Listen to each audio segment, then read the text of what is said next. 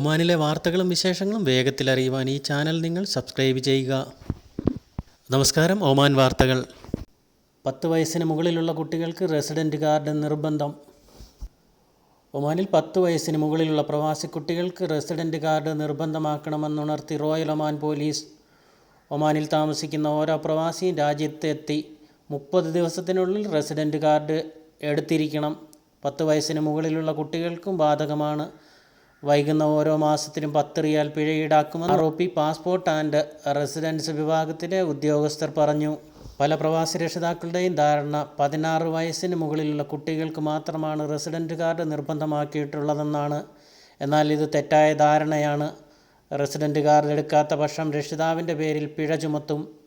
10 വയസ്സിന് ശേഷം നിശ്ചിത കാലയളവിനുള്ളിൽ റെസിഡൻറ്റ് കാർഡ് ഉണ്ടാക്കാത്ത കുട്ടികൾക്കും പിഴ ബാധകമായിരിക്കുമെന്നും ആർ.ഒ.പി. ഉണർത്തി.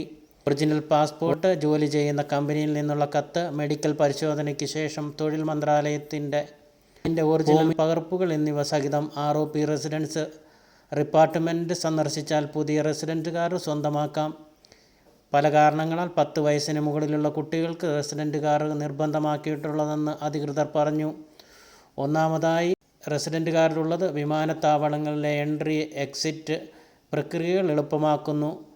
മറ്റെല്ലാ ഔദ്യോഗിക ആവശ്യങ്ങൾക്കും ഇത് നിർബന്ധമാണെന്നും റെസിഡൻറ്റ് ഡിപ്പാർട്ട്മെൻറ്റിലെ ഉദ്യോഗസ്ഥർ പറഞ്ഞു. പാസ്പോർട്ടിൽ വിസ സ്റ്റാമ്പ് ചെയ്യുന്നത് 2022 ഒമാൻ നിർത്തലാക്കിയിരുന്നു. അതുകൊണ്ട് തന്നെ യാത്ര ചെയ്യുമ്പോൾ എല്ലാ വിമാനത്താവളങ്ങളിലും റെസിഡൻറ്റ് കാർഡുകൾ ആവശ്യപ്പെടുകയും ചെയ്യും. ഈ നിയമങ്ങളുടെ നടപടിക്രമങ്ങളും രാജ്യത്ത് 2 വർഷമായി പ്രാബല്യത്തിൽ വന്നതാണ്. എന്നാൽ പല പ്രവാസികളും ഇതിനെക്കുറിച്ച് ബോധവാന്മാരല്ല. പിഴയടയ്ക്കേണ്ടി വരുമ്പോഴാണ് ഇക്കാര്യം ശ്രദ്ധയിൽപ്പെടാറുള്ളതെന്നും റോയൽ ഒമാൻ പോലീസ് അധികൃതർ പറഞ്ഞു. ബംഗ്ലാദേശികൾക്ക് വീണ്ടും വിസ അനുവദിച്ചേക്കും. ഒമാനിൽ ബംഗ്ലാദേശി പൗരന്മാർക്ക് വിസ അനുവദിക്കുന്നത് പുനരാരംഭിച്ചേക്കും. ബംഗ്ലാദേശ് സോഷ്യൽ ക്ലബ്ബ് ചെയർമാനെ ഉദ്ധരിച്ച് പ്രാദേശിക മാധ്യമമാണ് ഇക്കാര്യം റിപ്പോർട്ട് ചെയ്തത്. കുടുംബ വിസ ഉൾപ്പെടെ 12 വിഭാഗങ്ങളിലായിരിക്കും വീണ്ടും വിസ അനുവദിക്കുക. ഡോക്ടർ, എഞ്ചിനീയർ, നേഴ്സ്, അധ്യാപകർ, അക്കൗണ്ടൻ്റ്, ഇൻവെസ്റ്റർ എന്നിങ്ങനെയുള്ള വിസകളാകും ആദ്യഘട്ടത്തിൽ അനുവദിക്കുകയെന്നും അദ്ദേഹം പറഞ്ഞു. കഴിഞ്ഞ വർഷം ഒക്ടോബർ 31 മുതലാണ് ഒമാനിൽ ബംഗ്ലാദേശ് പൗരന്മാർക്ക് പുതിയ വിസ അനുവദിക്കുന്നത് താൽക്കാലികമായി നിർത്തിവച്ചതായി റോയൽ ഒമാൻ പോലീസ് പ്രസ്താവനയിൽ അറിയിച്ചത്. നിലവിൽ ഒമാനിൽ തൊഴിൽ, താമസ വിസകളിൽ കഴിയുന്ന ബംഗ്ലാദേശികൾക്ക് വിസ പുതുക്കി നൽകുന്നുണ്ട്. വിസ വിലക്കിന് പിന്നാലെ കാരണം അധികൃതർ വ്യക്തമാക്കിയിട്ടില്ല.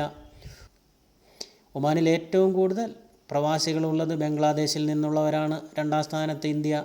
നിർമ്മാണ മേഖലകളിൽ ഉൾപ്പെടെ ബ്ലൂ കോളർ ജോലികളാണ് ബംഗ്ലാദേശ് പൗരന്മാർ ഏർപ്പെട്ടിരിക്കുന്നത്. അതേസമയം രാജ്യത്തെ അനധികൃത പ്രവാസികൾക്കെതിരെ റോയൽ ഒമാൻ പോലീസും തൊഴിൽ മന്ത്രാലയവും നടപടികൾ ശക്തമാക്കി വരികയാണ്.